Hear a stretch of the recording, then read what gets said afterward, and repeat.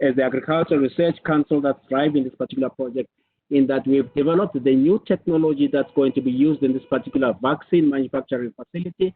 We've also trained the young scientists through partnerships with our universities around how best these particular young scientists will function in making sure that the vaccine production happens in this particular facility.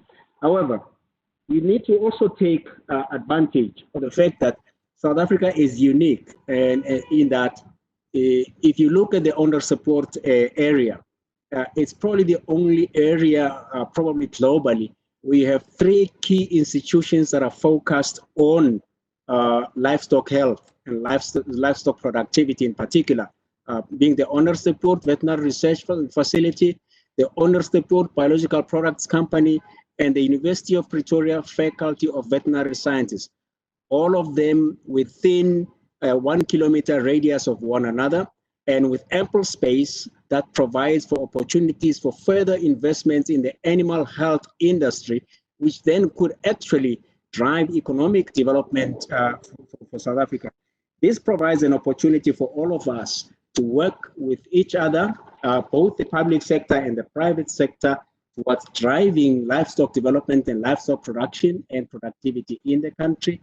And we believe that it's through these types of partnerships and investments that we could change the landscape of South Africa, both in the context of the infrastructure, in the context of the skills development that actually will be coming through there, but also with the products that will be coming out of these particular industries, if we could all partner with one another and drive the economy in that particular space. Let me stop there. I could engage a bit further.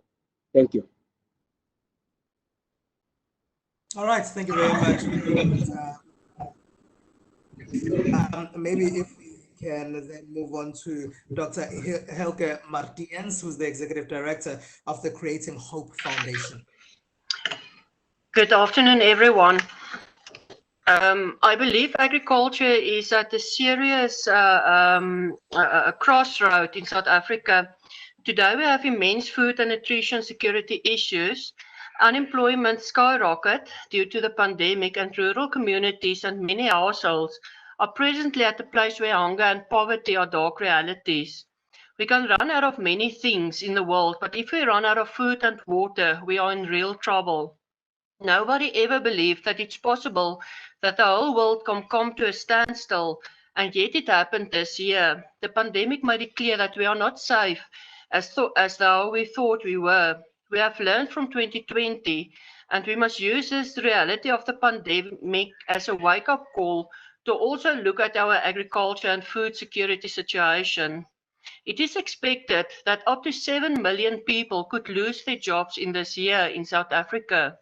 Furthermore, many people have become desperate for food, and the queues of people waiting for food parcels made international headlines. We have to realize that we have to look at the 3 levels of food security in South Africa, namely household, community, and national. And we also have to realize that each level is being serviced by a specific type of producer, and each is vitally important to take South Africa forward. We need households to start producing in their backyards. We need a workable approach to develop small-scale farmers, and we have to make our commercial farming sector stronger.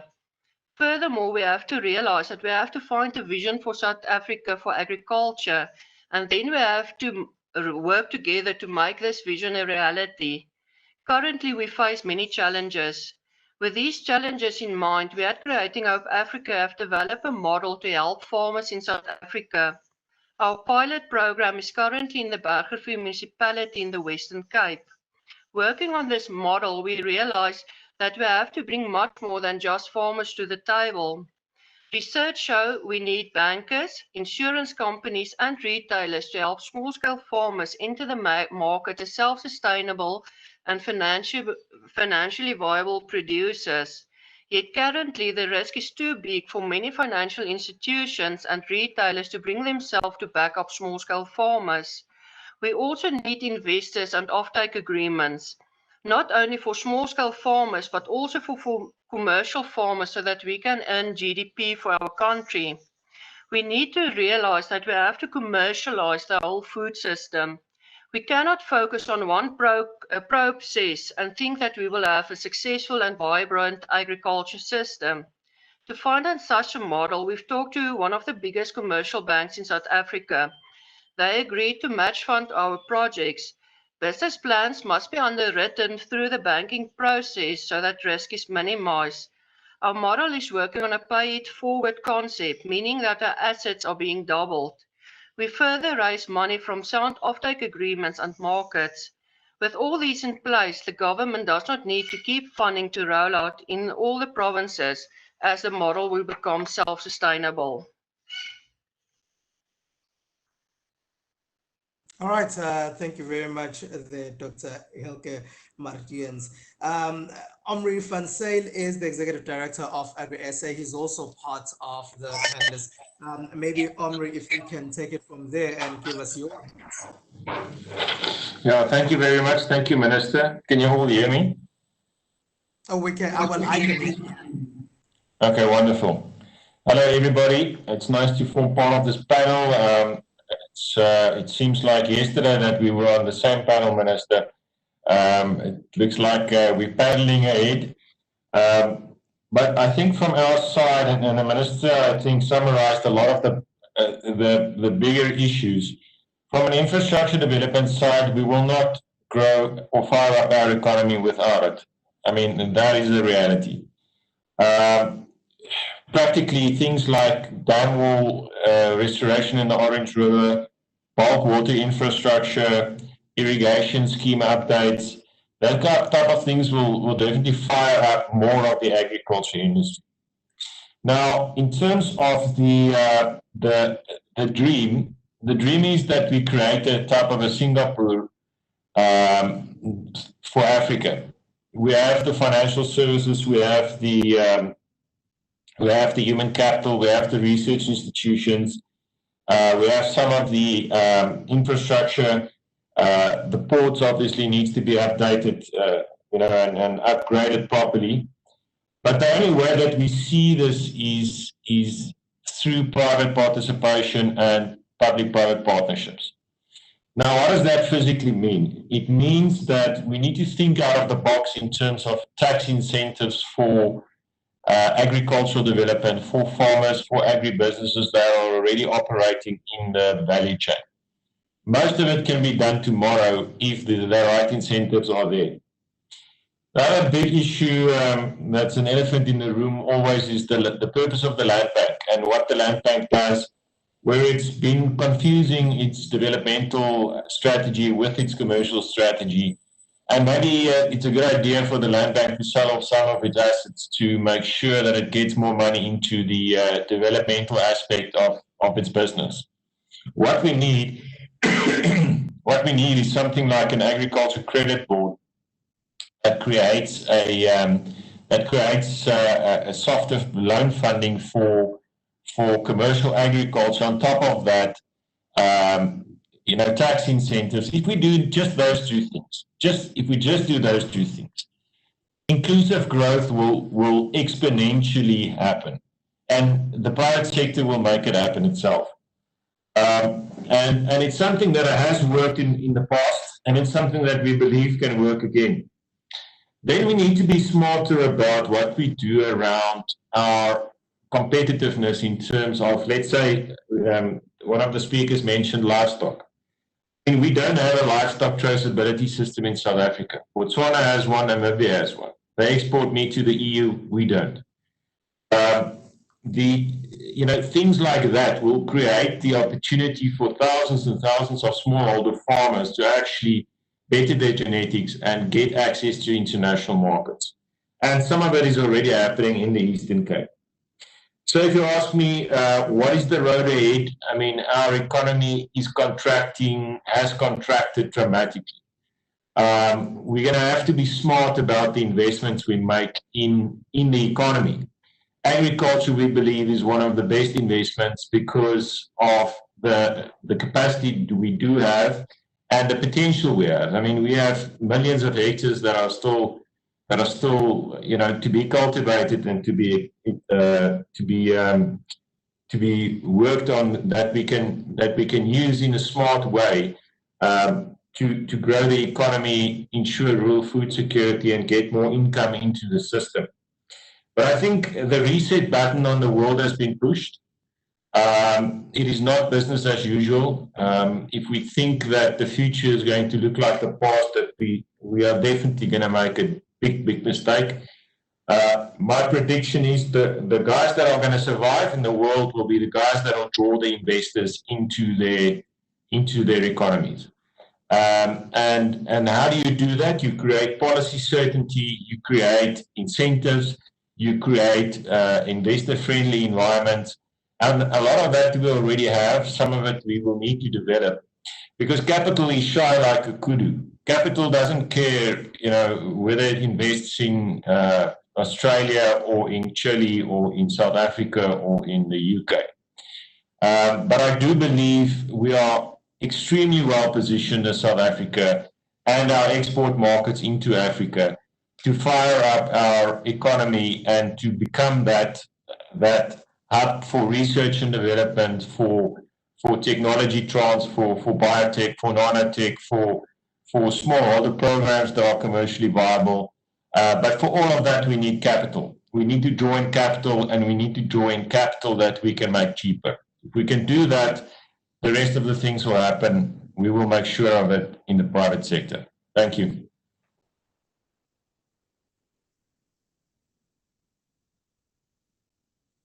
We can't hear you. I think you're muted. Now you can hear me. Thank you very much, Omri, Executive Director at AgriSA. Dr. Vuyo Mahlati, if you can give us your remarks. Thank you so much, and good afternoon to the Minister. Thanks for that introduction, and to the fellow panelists. I think I'm just going to raise a few issues as part of the introductory remarks. The first one is that if we are to talk about agricultural infrastructure now, the critical issue is to be intentional, is to be more structured and more strategic. Because what we have seen now are pockets of excellence. I mean, what's happening in the Western Cape, and particularly in the horticulture industry, has demonstrated to us that if you get the right parts right, from infrastructure to logistics, all the way up in terms of the chain, you can actually manage to move from, primary production and be able to process and export and be a global player. Now, the critical thing is, how do we learn from that and ensure that we take that to the different other subsectors or commodities? Now, my view is that in being intentional, structured, and strategic, one of the things we have to do is to be focused on our enabling infrastructure. In the report of the panel on land, we talk about land, water, energy nexus. And that's a very critical thing. But now I am adding the fourth one into that nexus, and that is broadband. Because if we don't make sure that the basic infrastructure that we have can carry any form and type of productivity and stimulates competitiveness, irrespective of which part of the world you are in this country, rural or urban, or the most rural area that you can find, at least you get the basics. And linked to that is making sure that you even have your public-private partnerships and financing models that are suitable for the different type of infrastructure. Because when we talk about infrastructure finance, we tend to focus on one part and not address the diversity of the areas and the circumstances that we find ourselves in our country. So that critical issue of that nexus, for me, is the basis of ensuring. And for instance, you find places like the Eastern Cape with so much grazing land, but so much erosion as well with, I mean, quite a number of farmers in mixed farming. And in a sense, if we deal with this basic infrastructure, we would be able to ensure that we don't face such problems. We are more sustainable. When we're talking about sustainable infrastructure, it is about also giving us the sustainable result. The part linked to that is the critical issue of understanding that we don't have time. Yes, we have a serious problem in our country of dualism, but we're also having a more serious problem at a global level in terms of food systems and the conversations that are taking place right now. And if we are not pushing competitiveness, for instance, now there's discussions at a UN World Food level on food systems and push for replacing animal protein, and also push in terms of involving more corporate retailers in the food systems and the farmers at a different level. And these are the conversations that we're having at a global level, and they're actually creating serious threats, particularly for those who are starting from scratch. So we're needing to be very focused, strategic, and intentional in making sure that there is a clear program, not a hit and miss. We're tired of project-focused approach to infrastructure development, because it actually, as soon as you stop funding that project, it dies. So we need a more coordinated approach. And lastly, what is critical when we're talking about public-private partnerships, including the issues of access of roads in rural areas, it's important to appreciate that that includes local communities, local farmers. We've got great examples in infrastructure development, road infrastructure, that we have seen in Asia, for instance, where they're part and parcel of even the maintenance, so that there is not reliance on the states. So the needs, when we're looking at incentive models and structurally, we need to make sure that the local municipalities for local production are hooked on this and also have the right capacities to drive it at the right level. Thank you.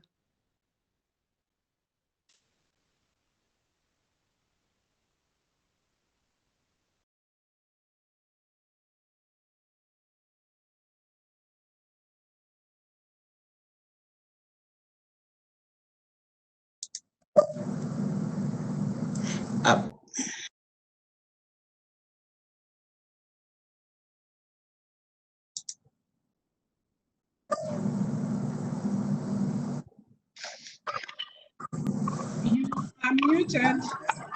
Yeah, I'm saying Wandile Sihlobo, it's over to you. And Wandile Sihlobo is Chief Economist at the Agricultural Business Chamber, Agribusiness.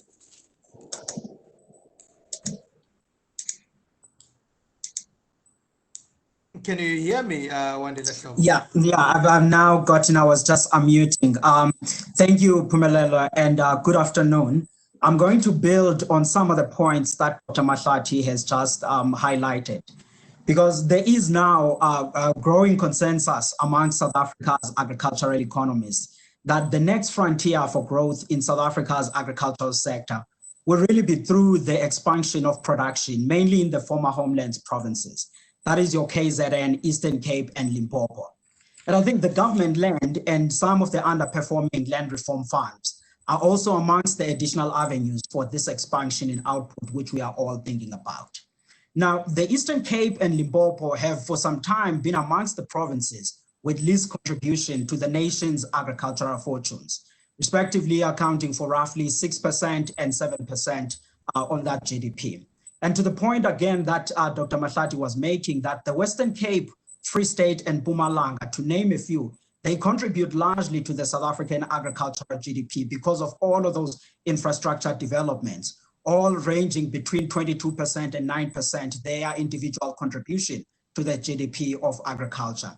Now, a crucial step for South Africa is to understand why the agricultural development has lagged in the past 2 decades in those provinces, which is your Eastern Cape and the other former homelands provinces.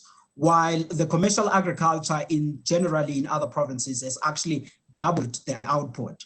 And in our view, there are many several reasons that explain this disparity in fortunes. And the most notable ones being the lack of investments in agriculture and the theme of today, which is particularly on the infrastructure. It is lacking in those provinces. Now, on the investments point, poor land governance, particularly the lack of secure tenure, both in the former homelands and in some land reform farms owned by government, have been the key impediment which disincentivizes on-farm investments. And on the infrastructure point, we think that the lack of basic infrastructure, such as your basic roads, network, railway lines, silos, irrigation system, water, electricity, has contributed to low agricultural productivity and poor linkages to markets, particularly for smallholder farmers. Now, in an era of consolidation and fiscal prudence, the tightness of very scarce government resources relates to the ever-growing challenges on how to close the infrastructure gaps becomes a key challenge. And on agriculture, unlike on the mining space where the private sector generally leads the way and paves the way in the efforts of building public infrastructure, agriculture, particularly smallholder farming, heavily relies on state land and government-supported initiative in developing the required public infrastructure that supports production and market access. Now, with government resources stretched, the scope for infrastructure development around areas such as irrigation systems, silos, electricity generation, pack houses for agriculture to thrive can be entirely led by private sector. And I think Omri also alluded to a certain extent to this point. But I think in other essential infrastructures such as roads, your rail, your dams, the government would ideally take a lead there. But I think then again, there is also a room for public-private partnership approach there, specifically for major agribusinesses that are aiming to expand their footprint in the new agricultural growth frontiers, which is your Eastern Cape, KZN, and Limpopo, which is where we still have a potential. The approach for this, however, will need to be a bottom-up one this time around, where agribusinesses will need to identify the binding constraints to development in these specific areas of their interest. And I think then the co-financing infrastructure development aimed at addressing these concerns with government will need to be hand in hand at this time around. This means the identification of constraints, design of problem, as well as project management and execution would involve both parties. Agribusinesses on their end, they need to take a long-term view at this time around by providing expertise, finance to help address the bottlenecks to developments that will assist in growing the agricultural sector. Over time, this should increase their returns as agricultural production takes place. And I think the spin-offs from infrastructure development and improved land governance, that's providing a tradable long-term leases and title deeds in some areas, would result not only on increased agricultural productivity, but I think it would also solve the challenge of today, which is this higher unemployment and agriculture being seen as one of the sectors that can assist on that. Now, besides, as I'm closing, besides the issues impacting the less developed parts of agriculture, on a commercial agriculture is also hampered by some logistical infrastructure constraints. Bottlenecks at the major ports of South Africa are increasingly becoming an area of concern. And I think this is also another area that needs to be looked at because as we look at it, South Africa's agricultural sector is now export orientated. And if we are looking at putting infrastructure in less developed areas with the goal of increasing output and also creating employment, that means that we will need a similar energy on the areas where we'll be able to export these products.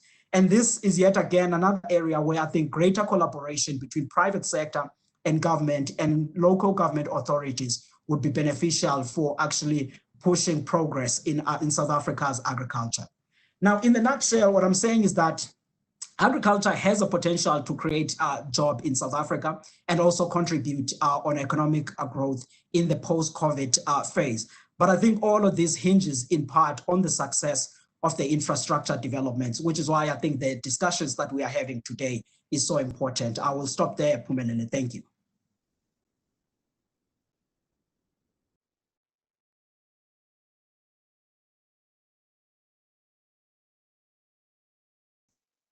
I think you are still on mute, Phumelele. Yeah, thank you very much. Because I keep on coming back, I keep on forgetting the unmute button. I just need to remind myself of that.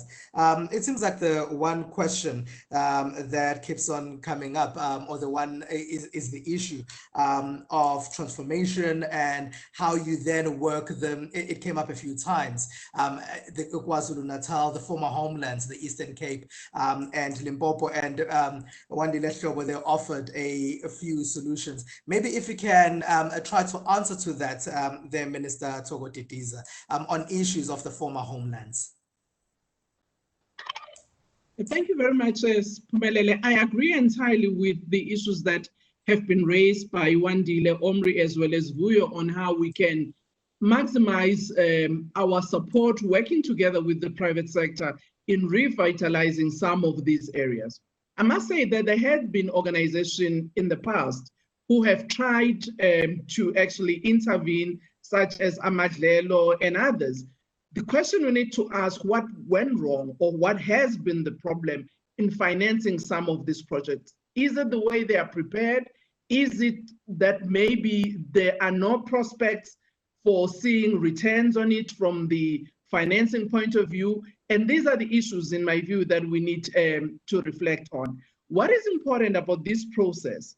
And I think the sixth administration led by President Ramaphosa is, how do we mobilize our resources as government, private sector, and communities in the success of our economy as a country, and also in the success of our development? So the issues of the homeland areas, issues of land governance, as well as it has been raised, are matters that we are actually dealing with as government, particularly on those areas where government has land parcels through the long-term lease that can actually be tradable for financing purposes.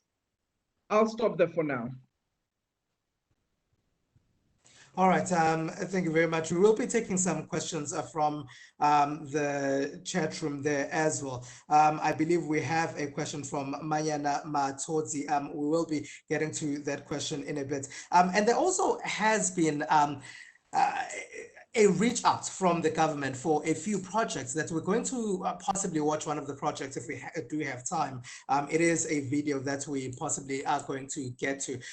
Projects reaching out, and they say that a lot of them are not financially ready. A lot of the projects that they have received. Maybe this could be for anybody. Why do you think that a lot of the upcoming small-scale farmers do the work, but you find that even after the assistance, after entering a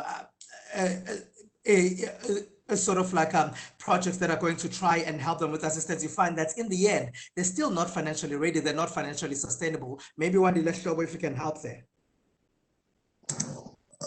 Yeah, thanks, Pumelelo. I think a greater part, at least in my judgment, lies on some of these things that I was emphasizing on.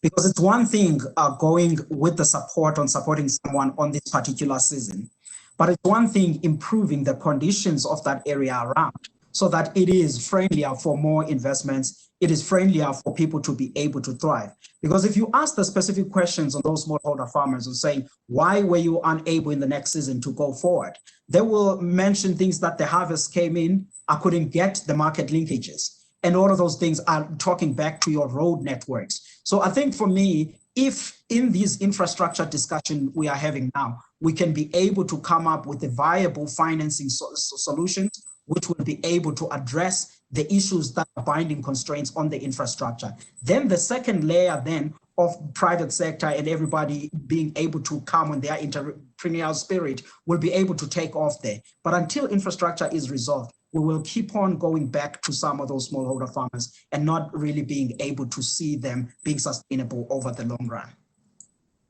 All right. There is a question from Mitesh Chotu, and Mitesh says, even though many areas have been solved for years now, where do we stand as South Africa on our adoption? And Mitesh also speaks about issues of alternative blended financing. Maybe anyone who can take that?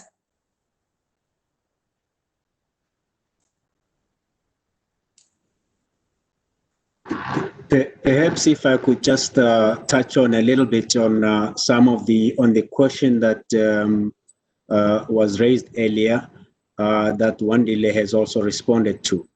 I think it should be taken into notice quite significantly the different approach that is now being brought together by this particular government, which is the district development model, which clearly and appropriately recognized the need for an integrated approach towards bringing solutions for smallholder farmers, particularly for those in previously underserviced rural areas, to bring all the different types of services that actually need to really essentially coalesce or converge, essentially almost all at the same time, in order to enable the actual production and productivity to happen for those particular smallholder farmers in those particular areas, but also for the markets or market infrastructure that also need to be happening besides just the road infrastructure.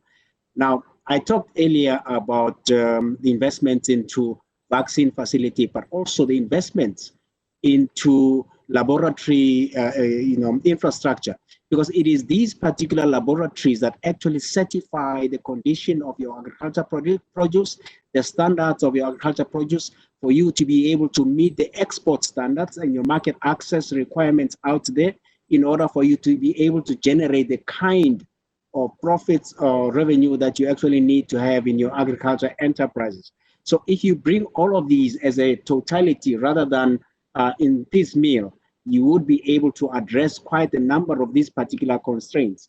However, I think the point that Dr. Mahlati raised earlier is very, very important because she said one of the key things that we need to be very resolute and be very clear and purposeful about is that we need to be targeted in our approach to ensuring that the previously underserviced, particularly small rural agricultural enterprises, that we actually, in a way, handhold them to be able to get their products to market, but also to enable them to have their products to meet the market standards that are required both in the domestic market, but also in the export market.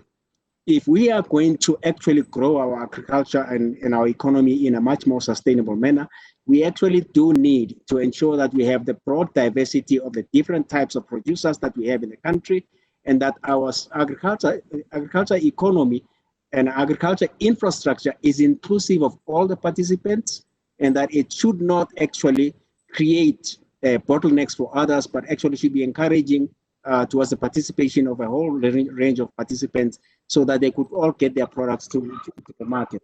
Now, the question that you now raised around adoption, yes, there's a range of technologies that people could adopt. There's a range of insights or knowledge that actually individuals or enterprises need to adopt. These need to be fit for purpose. However, we need to also understand the basis upon which some of the technology transfers are not happening properly, and we need to unlock those particular areas. One of the challenges that we now are beginning to find is the fact that in this age of COVID-19, where we're now meeting through digital infrastructure, do we have the same kind of digital infrastructure to enable market access in rural areas such as Limpopo, Eastern Cape, Northwest, and so on?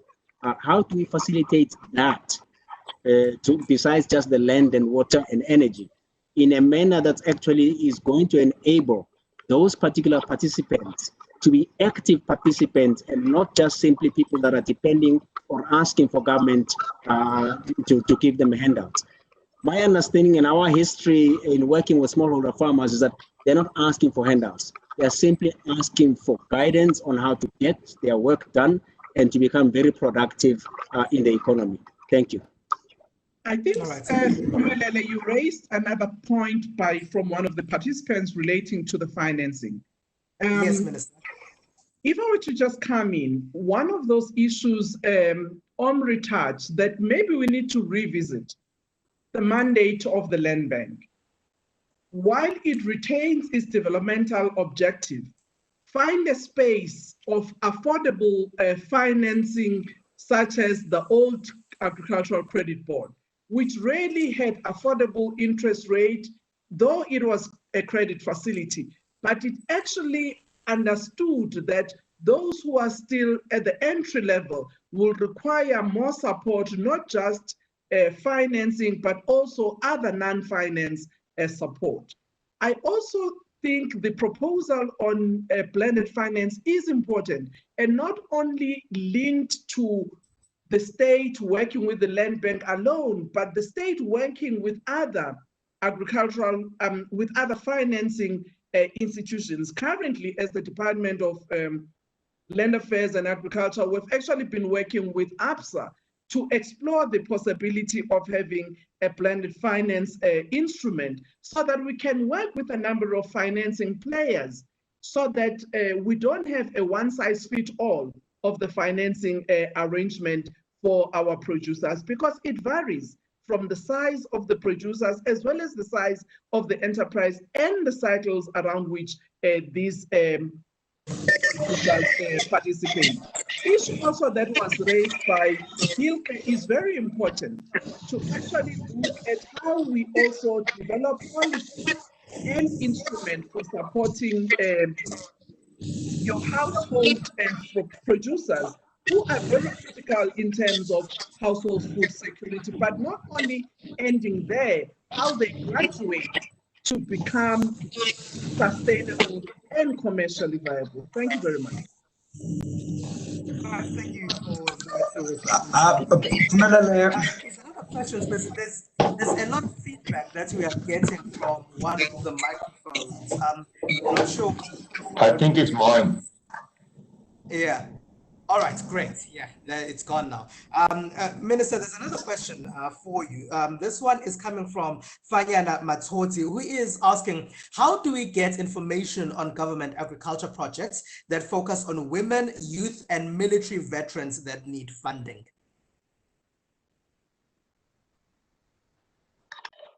Thank you very much, Spumelele, and for the person who raised the question.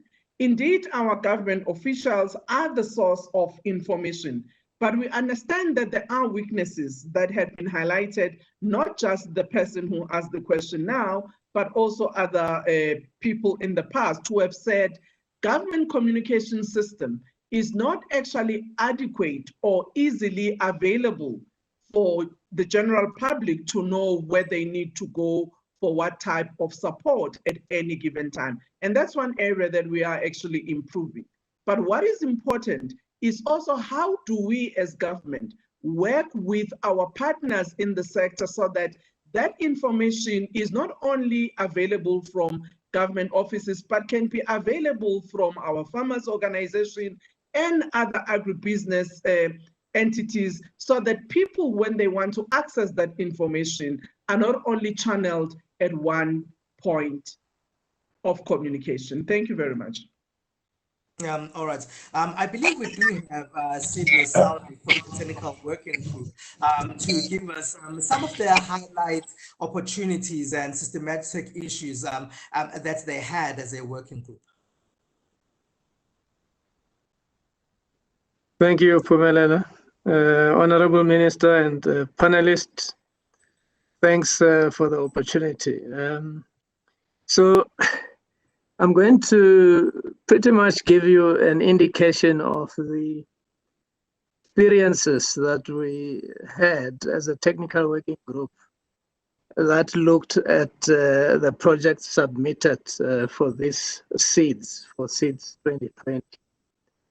And most of the issues that have been raised by panelists are actually the experiences that we got. So if you wish, all of the projects, about 54 projects that we received as a technical working group, carried with it particular challenges, most of which have been raised by the panelists here today. So when we, at the end of it all, when we look at what perhaps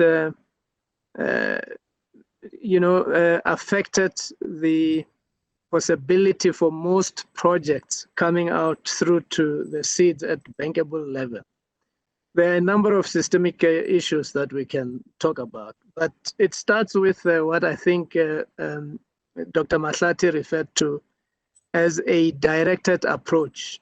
So to the effect that the country needs to have a proper and well-researched master plan. That plan will dictate and direct where particular infrastructural development should take place. So when we look at what we received, it was not necessarily talking to any specific priorities that have been set up from a government and private sector-led master plan.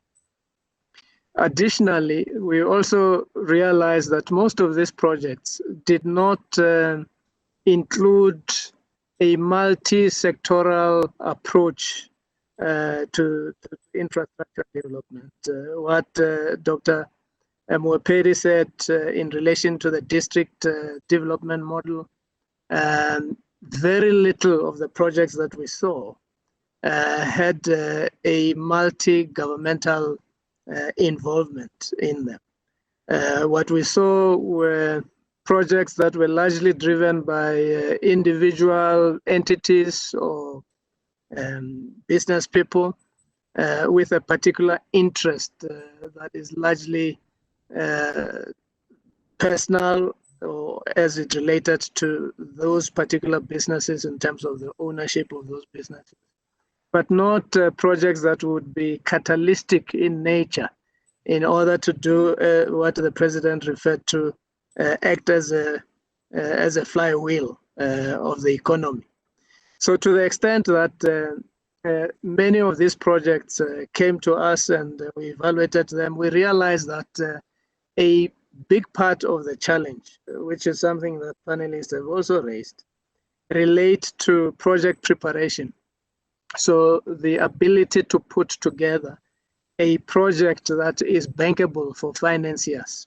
And the minister has also related to that when she spoke about the need to look at the full value chain of support, not just the financing support, but also ensuring that these projects are, or rather the promoters of the projects are assisted to provide well-researched projects that can stand the test in terms of the due diligence of financiers.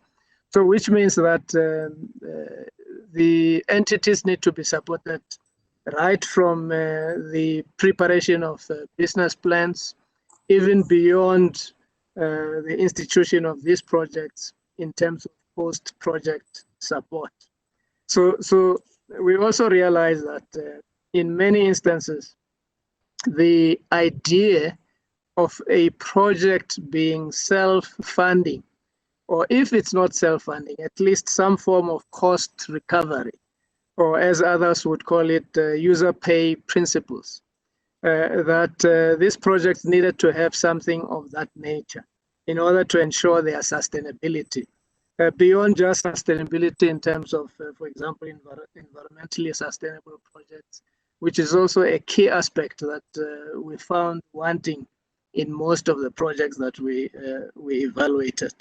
And I think both the doctors as well as Wandile also raised this particular aspect, that in instances where you have particular projects, they have to fit in within the value chain of that industry within agriculture, to the extent that they are also supported in the form of regulatory framework.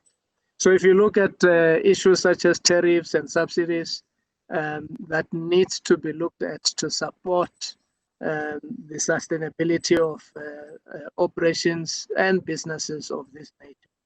It is something that we also found as we looked at these projects. The video that Phumelelo spoke about, which hopefully we'll get an opportunity to see, relates to the Talipia incubator project in Beshe. And when you look at that, it looks at what typically we think as the technical working group are the kinds of projects that would create sufficient catalytic roles in as far as ensuring that agriculture in general benefits, not just one or two promoters of particular projects.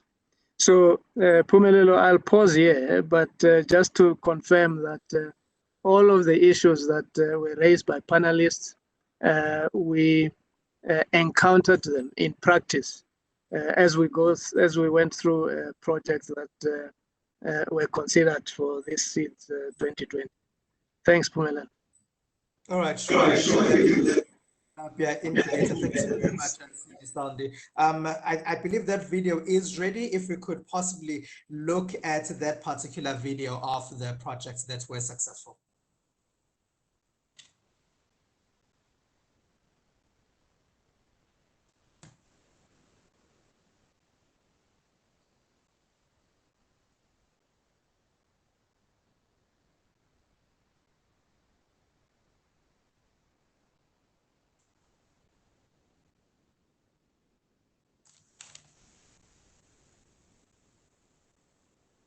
All right, as it loads, this is one of the videos. Hopefully we do get a chance to see it. It's loading and it's freezing at the moment. Hopefully in good time we'll get to see it properly.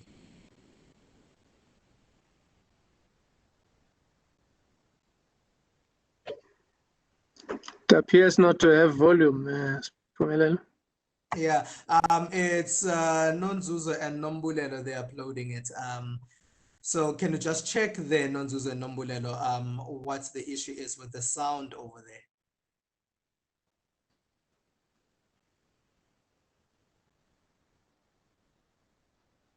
It's also freezing. I think it's because it hasn't loaded properly.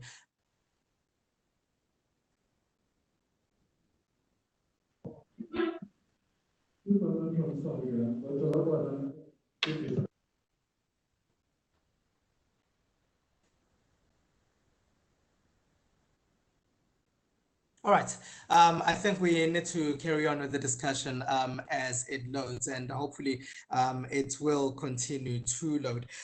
We did hear from Soundy there that a lot of projects that they found that answer for this particular project that they have, it did not seem to be sustainable for a very long time. Maybe it also might remove the video because I think it sort of wants to come in and it's disturbing a little bit. Simpulela, can I come in here? Yeah, go in, Omri. Should we wait for the video to be removed, or what do you think? I think just go ahead, continue speaking, because at least we can see you and we can hear you. We've been looking at development projects over the past 5-6 years, and also working with guys like the IDC and a variety of other role players. Now, one of the biggest challenges is to find bankable projects that are actually bankable. Now, the success rate for bankability is about 5 or 6% of the total amount of projects that we've reviewed. Now, in order for that to succeed, or the most successful projects are definitely projects between private sector farmers, agribusinesses, and development farmers, developing farmers. So your ratio of success and bankability goes up quite significantly. So Moephuli is a very good example of that. So we actually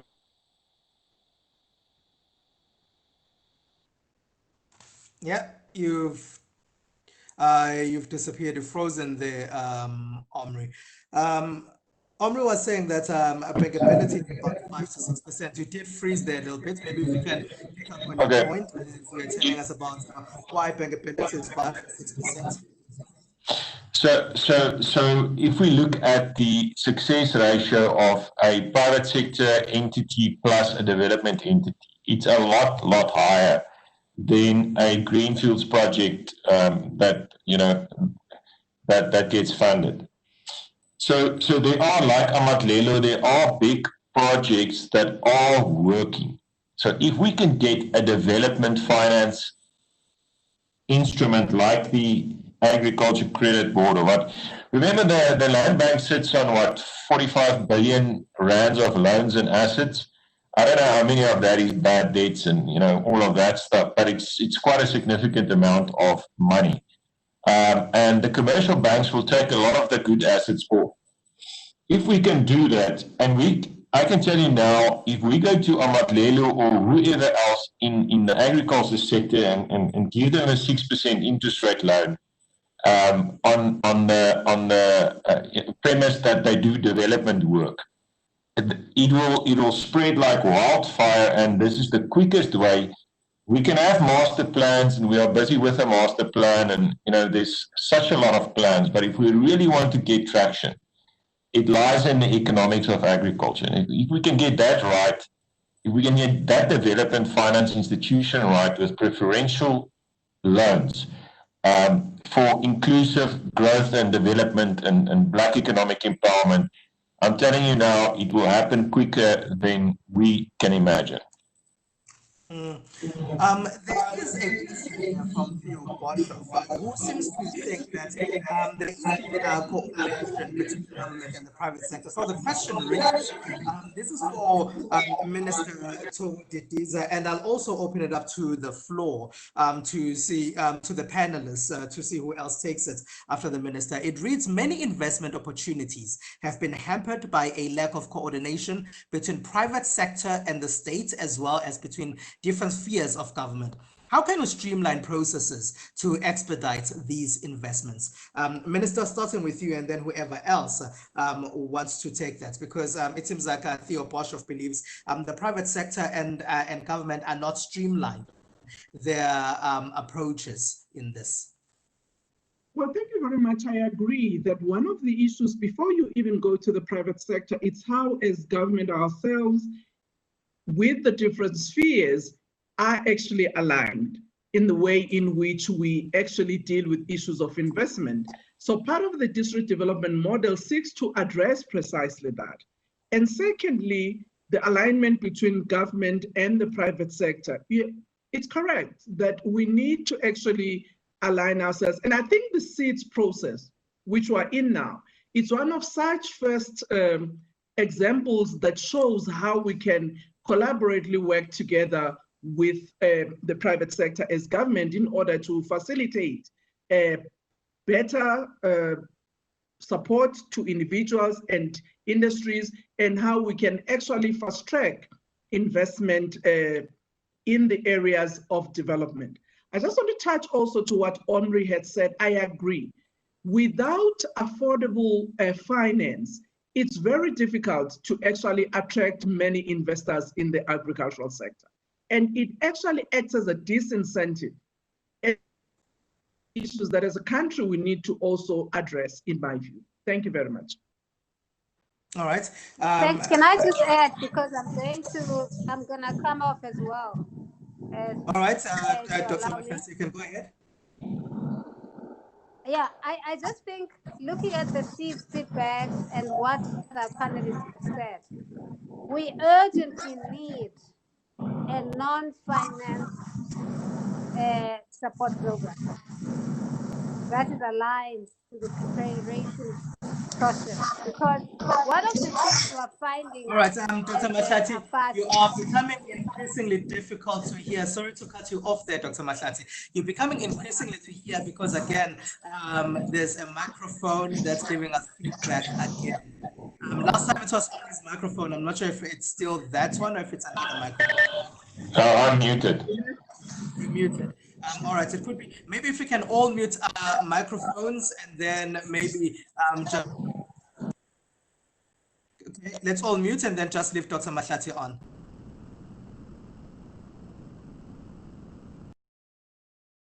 You can go ahead, Dr. Mahlati. Yes, I'm saying non-financial support, the big issue. What we have found at AgriSA is that The bigger issue is the right people applying for the right projects. So from the beginning, the selection, the wrong people are applying for wrong things. And it becomes important in the non-finance that assists with the selection and assisting the people at the level where they are. Otherwise, everybody, when they hear there's money, pocket of money somewhere, applies. And you find that 3/4 of those don't really qualify. So we can deal with this if we have a very clear pre-feasibility, pre-preparatory program that supports, which is non-financial. And if we don't do that, we'll be complaining all the time. All right. Thanks, Dr. Mahlati. Does anyone want to speak to that and those other points? Yes. Pumelela Wandile at this side. I don't know if you can hear me. We can hear you loud and clear, Wandile. Thank you so much. Pamela, I just want to add to the views that have been put up on there, just on 2 points. Firstly, the streamlining issue of government activities and the private sector activity. And on a second point, I will make contribution on is on this funding story. Now, let's start on the streamlining. My view is that, and I mean, this is the point where I will slightly differ, for example, with Omri to a certain extent on these master plans. I think these master plans at the conceptual level, to the idea that they are bringing the private sector and government and other stakeholders in the industries. They try to work straight onto that, where they're identifying the common opportunities that everyone will see, and also that will identify some of the other areas that there could be areas of implementation, of partnership. Now, as to whether then at the implementation that will be followed or not, we yet to see that. But I do think that at a streamlining, they have a value on there. And I would think that the department has to be even more open on listening to what the private sector and other industry groups have to offer onto that, on finding the common ground.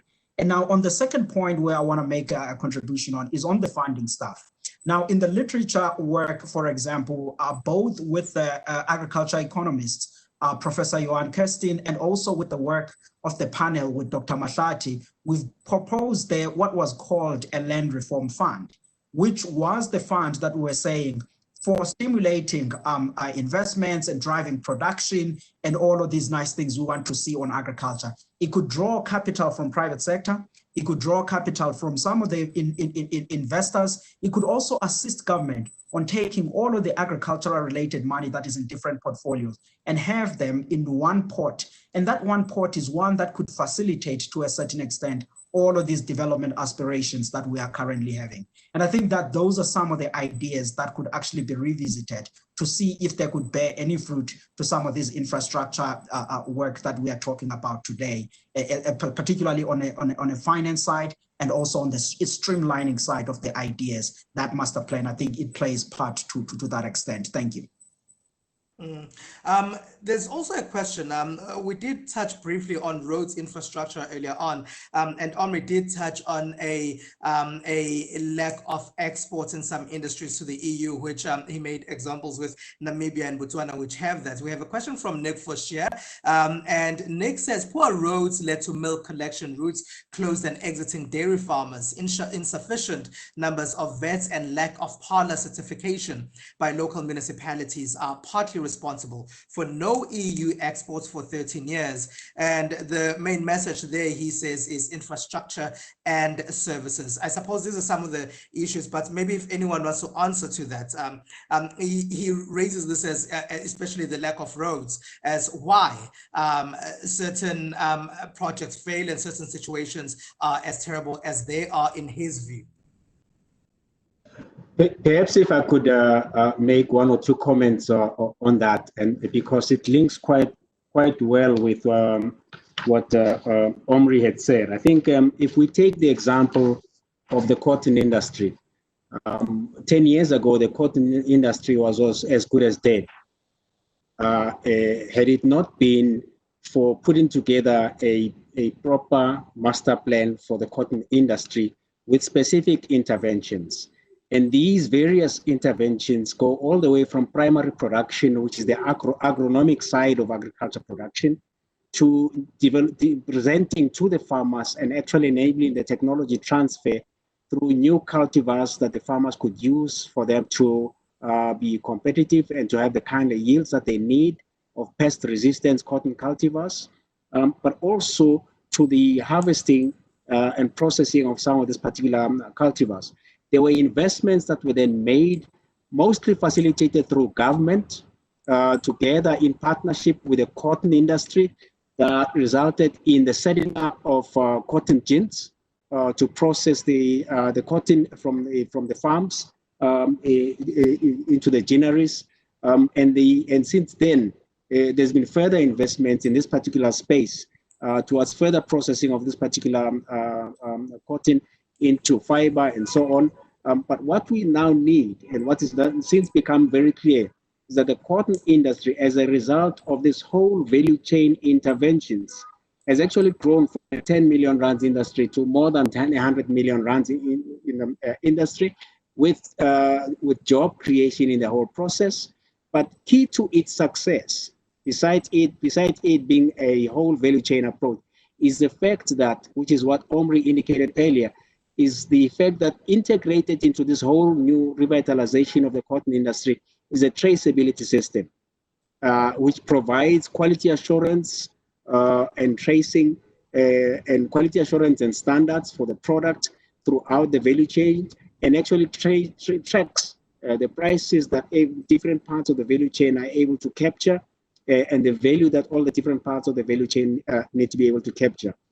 We shouldn't forget that if we were to put together a similar kind of approach as is now being advocated in the current draft of the Agriculture Master Plan, and we implement that for the mohair industry, we would have a dramatically different impact on the economy, particularly because 90% of the mohair that is produced in the country is actually exported. So why not actually move towards investments into the infrastructure and throughout the whole value chain of the mohair industry, including the appropriate road infrastructure and networks for those particular smallholder farmers, because the majority now of producers of mohair are actually smallholder farmers in rural areas. This could provide sustainable jobs for them because they would have very good enterprises, but also it will add more value by creating other jobs in the value chain, which you actually could change the economy of some of our rural towns. So it's these types of interventions that, in my view, fit very well within the district development model. Thank you. All right. There is first a statement and then a question by Jermaine Chani. Maybe the statement, I'll put it forward to you, Wandile and Omri as well. Jermaine starts by saying protected market segments make it near impossible for Black businesses to penetrate. So he's raising an issue of protected market segments. Maybe if you can speak to that, Wandile and Omri. And then a question for the minister. What intervention is government making to ensure that its efforts are not flouted through commercial markets being protected through non-competitive behavior by large established commercial businesses? If we can then start with Wandile and then Omri and then have the minister answer the question. Thanks, Phumelela, and thanks for the question. But I would put a different take on it. I don't necessarily believe that South Africa has strictly protected market segments per se. But what I would say is certain players have grown to have a much more bigger muscle and be dominant in certain value chains, whereby then the small players find it hard to participate onto that. And I do think that the theme of the sessions that we are talking about today on infrastructure in agriculture, the investments that Dr. Mahlati and many other speakers have already alluded to, they are still a hindrance to that participation. If you are having someone participating in a smallholder farm somewhere in a remote area and they're facing higher transaction costs on getting that product in a still fresh way into the market, that is not necessarily the protected of a segment, but rather whereby all of these infrastructure constraints actually eliminate them from actually participating in a value chain. So I think that our private sector and the government efforts should really entail on working towards this. But to a certain extent, though, as I close on this point, the point that the minister made also on her opening remarks, where she refers to the remodeling of the agri-parks, it does provide to a certain extent also the opening of the market opportunities for smallholder farmers. But another important point here is to saying, is there a possibility for the government to open certain depots across the country which would procure from smallholder farmers and use that produce either for feeding scheme schools, for certain hospitals in remote areas, for prisons? I think that the solution needs to be looking at a much more wider array on that. And I'm hoping that some of the discussions that the department is having is really looking on that. But certainly from the initial thoughts on reading their document, it does seem that they are looking onto that perspective. So I'll stop there from this point. Thank you. All right, Omri. Okay, from my side, I think what is important to acknowledge is that large commercial agriculture is not a trend in South Africa, it's a trend globally. So we don't have a subsidized sector here. So remember, the average profits, depending on what you farm with, range between 5 and 10%, which is, you know, fairly low in terms of profit margins. It depends on what you do. I mean, if it was my plan, I would definitely start with the high-value export crops like macadamia nuts and citrus, etc., and then make sure that we draw in the right. I think we also mentioned it. Draw in the right empowerment or black farmers that can actually help develop those institutions. We've done it with macadamia nuts here and there, and we've done it with citrus here and there. But there is still a massive opportunity to do that. People in rural areas, and you know, whether it's a smallholder farmer or a commercial farmer, they're all the cost of infrastructure is something that affects all of them. And that is why the strategy should be where we have nodes of excellence like Imansdorp Koöperasie or GWK or BKB, where we have those guys that already have the value chains, they're already exporting wool to China, for example. You know, we need to pump more money into that, development money into those you know, commodities. So we almost need to look at the specific commodities that we want to finance. Something like livestock improvement and you know, genetic improvement and export is a low-hanging fruit for us in this country. One of the speakers mentioned the traceability system, and that is something that I think is a low-hanging fruit. So there's definitely great things that we can do in a short space of time, but I come back to the whole capital thing. I know I sound like a record that got stuck, but without cheap capital, all of this is just going to be plans and talks, etc. So, Minister, the suggestion is let's give us half of the money of the agri parks and let's put that in a development fund and fire up these opportunities. All right, Minister, if you can answer the question, Jermaine Chandli. It was just a cheeky question, but. Question, Omri, I was actually going to say you wish. But anyway, those are some of the matters we need to engage to. Firstly, I must say that the department and as a whole of government, we work together with the Competition Commission, particularly to deal with issues of malpractices and you know, the issues of concentration and protectionism. But I think in the agricultural sector, there are issues that we must confront, in my view, which I think the agricultural sector plan will enable us to deal with head-on, because some of the issues are not as stark as one would say so. You'd recall that in the past, there were marketing boards. And in 1996, when those marketing boards were actually done away with, converted into trust, and you know, you have got trust that has got some resources that they spend, but the question we need to ask ourselves, to what extent are those resources shared with the new entrants? I don't think we've done enough, even with those resources, in my view, to ensure that we open up. If you look at some of the industries in the agricultural sector, I think some of the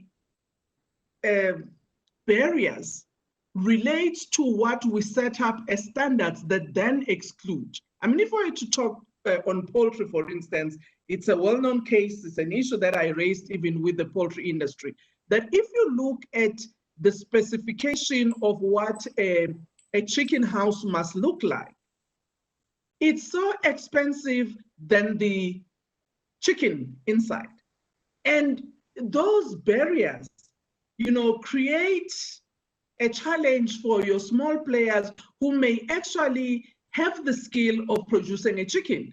But in order for them to be part of your, established commercial sector, they have to fit into this mainstream, if one were to call it that way. So these are some of the issues that we must deal with that might not seem protectionist because there is no regulatory arrangement around those, but in the way in which it presents itself, it excludes the majority. And I think that's the question that the participant was raising. And for me, having gone through the poultry and the sugar master plan, it was not an easy part because we had to really confront some of the challenges in the practice that are there in that sector that actually exclude the new entrants, which as the two industries, we had to confront about how do we actually transform and create the space for others to participate in these industries. Thank you very much. All right, thanks, Minister. I believe that we are ready to watch that video of one of the projects that Sydney spoke about earlier on. Maybe let's take a look at that project, at that video, and see what good things have been found there.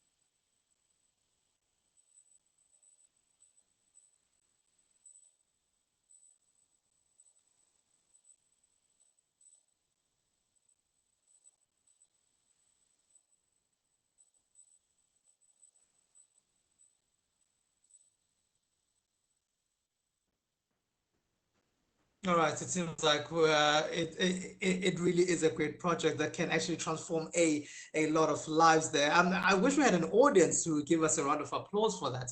That's one of the projects that have been funded by Sydney Soundies, Soundy and his. Maybe just to close it off, if we can have 2 minutes each, starting with Dr. Hilke Maartens, who can just wrap up with her last words here for us.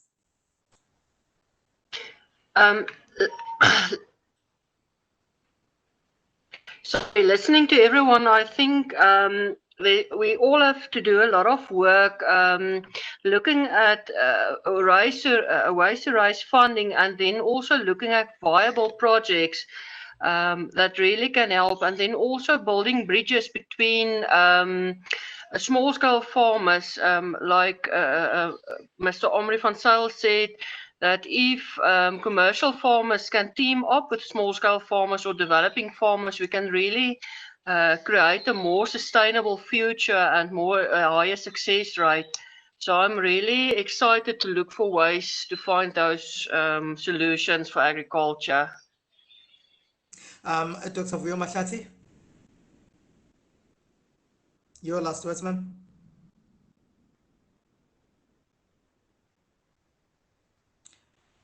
All right, maybe perhaps Dr. Mahlati, if you can unmute yourself, if you have muted yourself. I think he's on the line. Sorry?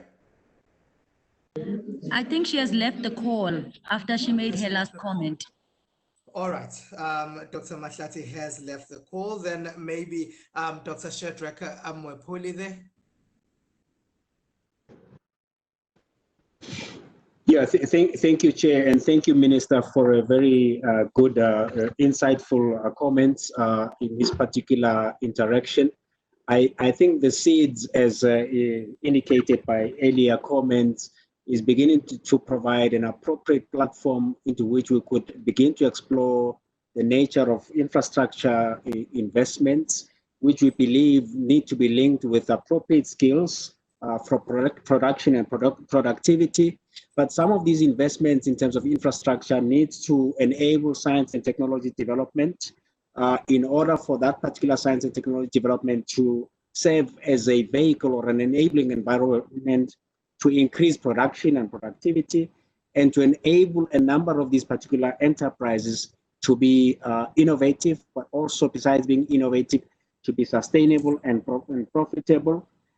We need to keep in mind at the back of whatever we're doing that we're living in a world in which we need to be responsive to climate change, and therefore investments that also look at enabling agriculture and agro-processing's capabilities towards resilience to climate change is going to be key, such as looking at projects that are investing into renewable energy infrastructure, particularly for our smallholder farmer production, even for the large-scale commercial production. We need to also be looking at the fact that we're a water-scarce country, so water use efficient irrigation systems is going to be critical, and circulatory water systems are also going to be important in terms of those kinds of investment. We need to look forward to enabling traceability systems in most of our production systems, but also we need to find a way in which we identify these particular projects and we work as a partnership, both in the government sector, but also in the private sector, towards enabling these particular projects to be successful. We're looking forward to further engagements with a whole range of investors, both in the public sector and through the blended finance models, but also in the private sector to enable agriculture to be successful. Thank you. All right, your last 2 minutes. You're talking to me? Yes, Omri. Okay. So I think as a starting point, let's create a policy environment that is conducive to investment. That's been one of the biggest challenges, both inward and external investment. We have a very advanced agriculture sector with multinational players bringing their intellectual property to South Africa. We are a first adopter of technology. So by and large, we are the benchmark for commercial agriculture in Africa.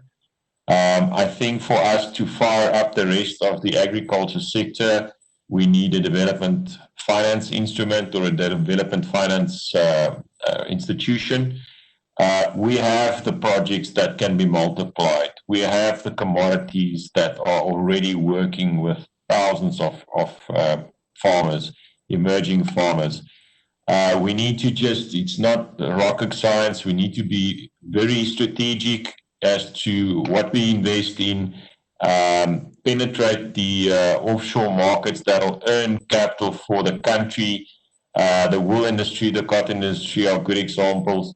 And then if we do the simple things right, we will be victorious. All right. Wandile, let's go for your last 2 minutes, sir. All right. Thanks again, Phumelele, for this session. I think for me, in addition to some of the points that perhaps maybe Omri touched on, the first point that I think we need to look at is around, which is not directly on infrastructure, but is an inhibiting factor to development in South Africa's agriculture in general, which is on the land governance and the policy side, secure tenure or long-term tradable leases, which I'm sure the department is thinking some of those aspects in a different aspect. So I do think that needs to be there because it is a prerequisite for any capital flow in the sector. And I think then once that is there will be room for private sector to play part in other infrastructure such as irrigation, your silos, electricity, pack houses, and all of those things. And I think that can play a part. And in other thing that I'm coming up with on these discussions is that the PPP approach seems to be the dominant view amongst all of us that are in this discussion. And I think if we can enter that, whereby there is partnerships from the start, identification of the constraints to growth and inclusiveness in agriculture, designing of the solution together, both parties in the same room, project management and execution also done hand in hand. I think that will assist, and I think that the minister's a master plan, which is already on the table, it is a conduit at which can be used in doing that. Yeah. And I think the two closing points I would make is that on a development finance story, Minister, you don't need to think further on this. I think on your report on a land reform and advisory panel, which was done to the presidency, there is an idea there. That land reform fund idea can work on structuring something that can either be housed at the land bank or anywhere else, which can fill that vacuum. And obviously it would work hand in hand with the blended finance approach, which I'm delighted when you are saying you want private sector to participate on that. I'll stop there. All right. Sydney Soundy, I believe one of the projects that you found there, if you just take a minute to tell us a bit about that, your closing remarks, Sydney Soundy. Yeah, so I think it's simple for me. There needs to be a directed approach to infrastructure investments, which addresses inclusivity as well as leverage unutilized land. And indeed, we need to ensure that there's sufficient support from a preparatory point of view. So preparatory before the investment is made in terms of getting the right projects in place. And indeed, in terms of financing, let's look at affordable financing rather than free money. So to the extent to which the development institutions like Land Bank's funding model is appropriately attended to, that should address such. And lastly, in terms of post-finance support, both in terms of execution of the technical nature of projects, but also to support projects for success. Those would be my closing remarks. All right, sure. Thank you very much. And for the closing remarks fully now, if we can get those from Minister Thoko Didiza. Thank you very much, Siphumelele, for your facilitation of this roundtable, which in my view was very important to raise very critical issues about how we can ensure that agriculture contributes to our economy, not only to the economy, but also to the food security of the country and also on job creation. I would like to say that for me, this is a starting point. The conversation must continue to ensure that indeed we look at the areas that we have touched on here. How can we ensure that the way in which we support agriculture as government is actually aligned provincially as well as in the municipality, but at the same time, how do we work as an ecosystem between private sector as well as government and the producers to make sure that whatever we do is for the benefit of our country. But what is important also is being able to face the difficult issues in the system, but also some of the legacy issues which we can't run away from as a country. And I think one of the things Dr. Mahlati said earlier is how do we also position ourselves to the global environment, which may be increasingly, difficult given that everybody is trying to develop themselves given the disruption of COVID. So we might have to find that from an export point of view, there may be some glitches, particularly with our old trading partners. They would also be looking for markets, trying to protect their economies. So there are some issues that will face us as a country. Doesn't matter whether we are small or big, we'll need to have a common view on how we deal with it. Some of the issues that came out from this platform, it's how do we as a government communicate in a manner that is accessible to our citizens, and particularly those who are interested in entering the sector, women and young people in particular. How do we package our support in a manner that it can be easily accessible? The issue of financing came out several times, affordable financing to ensure that there is credit available for those who are producers and agribusiness industry. And Wandile is still arguing for the land development fund. I would actually say, Wandile, maybe let's say land and agricultural development fund, because those will go together in my view. I agree it's a matter we need to canvass.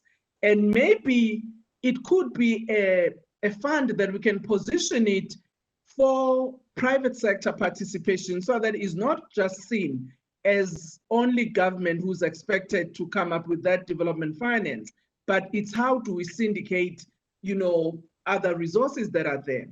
Interestingly, the issue that was raised by Adesina, from the CEO, the chairperson rather, of the Agricultural African Development Bank rather, in my view, we don't need to lose that because of the interest that AFDB has in agricultural development. And I think as a country, we need to really look at how we also get, to engage with that multilateral institution in our continent for agricultural infrastructure and agricultural development in general. Also with the Land Bank, with the World Bank rather, there are issues that they've raised and their interest on infrastructure.